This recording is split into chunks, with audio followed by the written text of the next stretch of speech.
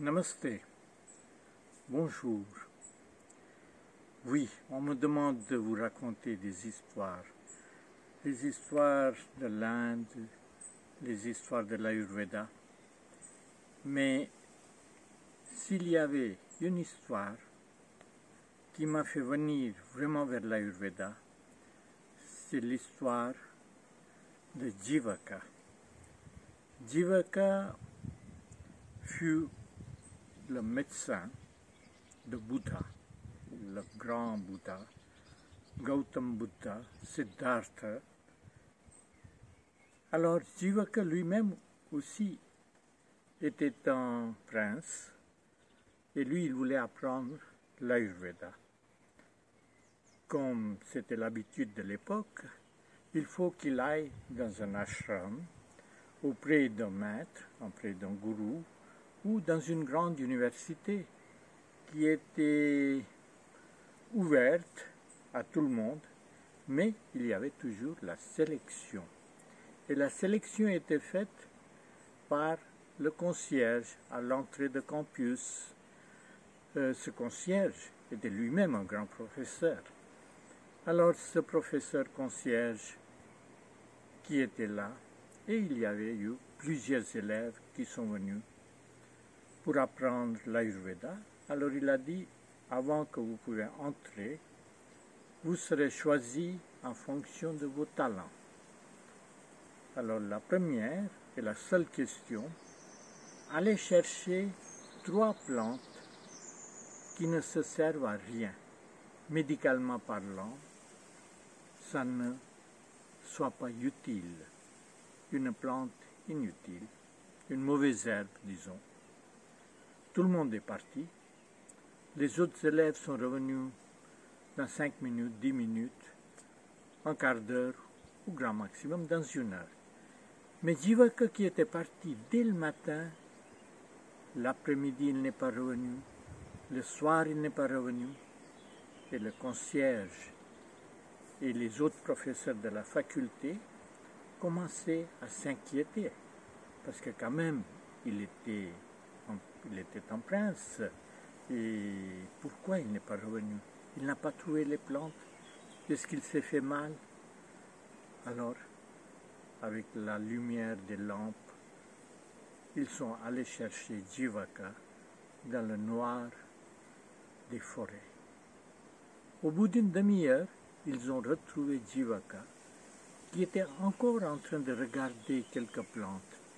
On lui a posé la question, « Mais Jivaka, tout le monde t'attend, pourquoi tu n'es pas rentré ?» Il dit, « Je n'ai pas encore trouvé une seule plante qui soit inutile. Chacune des plantes, chaque arbre, chaque feuille, chaque racine a une signification, a quelque chose à nous enseigner, a quelque chose à nous aider médicalement, nous aider pour notre santé, pour notre bien-être. » Bien sûr, il a été pris comme élève et c'était très très intéressant. C'était un élève brillantissime, très aimé par tous ses professeurs. Je saute quelques années, à peu près une petite douzaine d'années.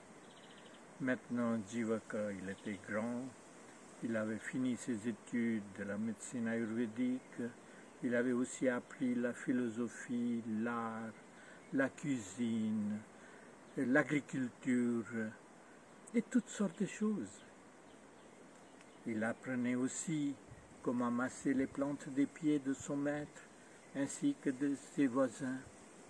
Il avait vraiment pris cette connaissance, cette sagesse de yoga et de l'Ayurveda vraiment en lui-même.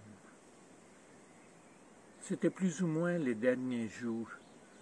Les examens étaient terminés. Tout le monde savait qu'on va finir nos études, on va rentrer chez soi, chacun dans son domaine, quelques-uns dans leur village, quelques-uns dans leur royaume. Il y avait des princes, il y avait des paysans, il y avait des agriculteurs. Tout le monde avait une idée de ce qu'il faut faire après les études. Ils sont allés pour faire la fête au bord de la rivière. Ils ont nagé, ils se sont amusés. Et en rentrant de cette promenade au bord de la rivière,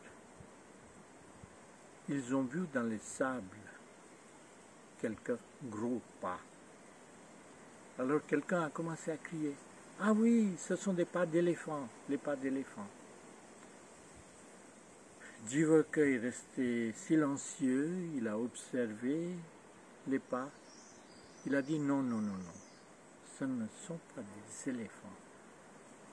C'est une seule éléphante. » Tout le monde a commencé à rire en disant, « Ah oui, Jivaka, lui, il voit la sexualité dans les pas d'un éléphant. » Et comme ça, ils sont rentrés dans leur classe.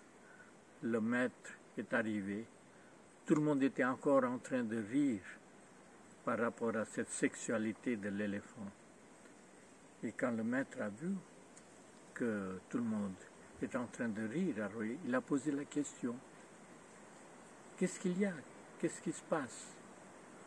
Et d'abord en silence, puis après un élève courageux qui a dit, « Maître, vous savez, votre élève favori, Jivaka, lui, il voit la sexualité dans les pas d'un éléphant, et c'est cela qui nous a fait rire. » Bien sûr, le maître est tourné vers Jivaka, lui pose la question, et Jivaka, il répond, « Maître, oui, c'est vrai que j'ai dit que ce n'était pas des empreintes des pas d'un éléphant, mais d'une éléphante.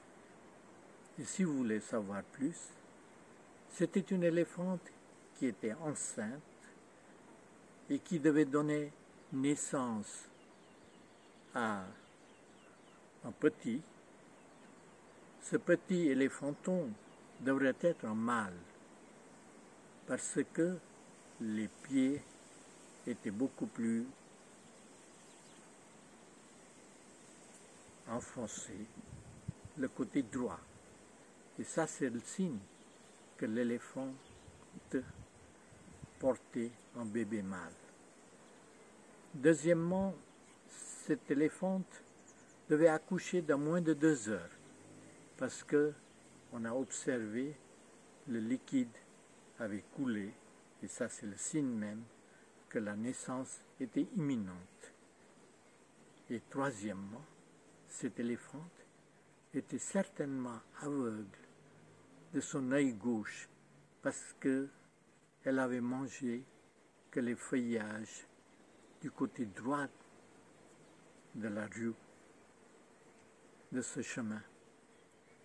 Tout le monde était surpris de cette sorte de description. Le maître a demandé de faire l'enquête et tout cela, ça s'est avéré vrai. Et moi j'étais surpris de cela et cette histoire de Jivaka m'a vraiment frappé et je suis devenu depuis un fervent de la médecine indienne, médecine ayurvédique. Mais en même temps, malgré cette belle histoire, j'avais toujours des questions dans mon esprit. Un jour, dans un petit village, en me promenant, j'ai dit à mon maître, qui était à côté de moi, « Maître, je vous crois que l'Ayurveda est une grande médecine, mais quand même, c'est ancien, 3000, 4000, 5000, 7000 ans. À l'époque, il n'y avait pas de laboratoire, il n'y avait pas cette sorte de recherche, de l'analyse, de ceci, cela. Comment on pourrait dire que l'Ayurveda faisait à l'époque? Est-ce que tout cela c'est vrai? » Le maître a juste souri. Et au bout de quelques minutes, il me demande d'observer dans un coin de la petite ruelle dans un village. C'est un petit chemin, un petit sentier en terre battue. Et il me demande de regarder. J'ai regardé, j'ai dit, il n'y a rien. Il dit, regarde bien. J'ai re-regardé et j'ai vu que oui, un petit coin était un peu mouillé. Alors j'ai dit au maître, oui, c'est normal, on est dans un petit village, on est à la campagne, il y a des hommes qui vont aller uriner dans un coin comme ça. Qu'est-ce qu'il y a de si extraordinaire là-dedans? Il a souri. Mais est-ce que tu as vraiment bien regardé? J'ai dit oui, non. Je suis allé près de cet endroit où la terre sèche était mouillée. Le maître me demande de regarder encore. Qu'est-ce que je vois? Je vois des fourmis. Alors, il dit, tu vois les fourmis? J'ai dit oui. Qu'est-ce que cela signifie? J'ai dit oui, maître, vous avez raison, cela signifie que l'homme qui a uriné ici est un patient, est un diabétique. Alors il a dit, tu as tout à fait raison. Et pas seulement ça, par cette variété de fourmis qui montre que le taux de sucre est très élevé. Et le maître a dit, il ne pensait pas que ce patient pourrait survivre plus qu'1 mois. Et ça s'est avéré vrai. J'étais surpris de cette sorte d'analyse, cette sorte de réflexion. Et je suis tout pour l'Ayurveda. Je vous remercie infiniment de m'avoir écouté. Merci et à bientôt.